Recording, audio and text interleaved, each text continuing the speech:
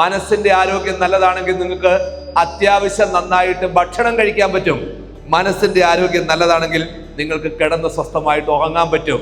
മനസ്സിന്റെ ആരോഗ്യം നല്ലതാണെങ്കിൽ നാളെയെ കുറിച്ച് നല്ല ചിന്തകളായിരിക്കും. എനിക്ക് ഫ്യൂച്ചറുണ്ട്, എനിക്ക് വിജയിക്കാൻ പറ്റുമെന്നുള്ള ചിന്തകളുണ്ടാവും. മനസ്സിന്റെ ആരോഗ്യം നല്ലതാണെങ്കിൽ നല്ല ഉഷാറായിരിക്കും, ഉണർവായിരിക്കും. മനസ്സിന്റെ ആരോഗ്യം നല്ലതാണെങ്കിൽ പൊട്ടിത്തെറിക്കില്ല. അരിശമെന്ന് പറഞ്ഞ സാധനം ഒരു പരിധിയിൽ കൂടുതൽ വരില്ല. കുറച്ചൊക്കെ അരിശം വരുമായിരിക്കും, പക്ഷെ ഒരു പരിധിയിൽ കൂടുതൽ വരില്ല. മനസ്സിന്റെ ആരോഗ്യം നല്ലതാണെങ്കിൽ കരച്ചില്, സങ്കടം ഉൾപ്പെടെയുള്ള പ്രശ്നങ്ങൾ പലതും ഉണ്ടാവില്ല. ഈ പ്രശ്നങ്ങളൊക്കെ ഉണ്ടാകുന്നുണ്ടെങ്കിൽ എന്താ അതിന്റെ അർത്ഥം? മനസ്സിന്റെ ആരോഗ്യത്തിന് എന്തോ പ്രശ്നമുണ്ട്.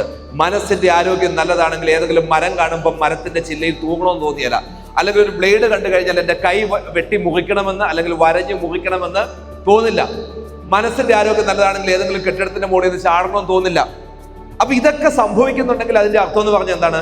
മനസ്സിന്റെ ആരോഗ്യത്തിന് എവിടെയോ പ്രശ്നമുണ്ട്.